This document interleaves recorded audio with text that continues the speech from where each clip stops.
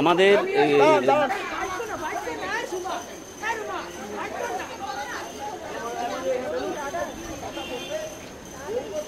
পশ্চিমবঙ্গের সরকারি কর্মচারীরা, শিক্ষক, শিক্ষাকর্মী, শ্রমিক সবাই যারা পশ্চিমবঙ্গ সরকারের স্টেকার থেকে বেতন পাই, আমাদের 9 দফা দাবি দিয়ে আমরা ধর্মঘট করছি। নবান্নে এসছি রিপেয়ার দিতে কর্মচারীদের, তারা যাতে ধর্মঘটে অংশগ্রহণ করে তার জন্য আবেদন জানাতে নিঃশব্দে রিপেয়ার দিয়েছি। কোনো সুশৃঙ্খলভাবে কোনো রকম বিহেভ কারোর সাথে করিনি। এবং এইটা রিপেয়ার দেওয়ার জন্য 1:30 থেকে 2টো কোনো পারমিশনের ব্যাপার লাগে না, আইন পড়ে নেবেন। 1:30 থেকে 2টো নবান্নে গিয়ে কর্মচারীদের কাছে আমরা রিপেয়ার পৌঁছে দিয়েছি।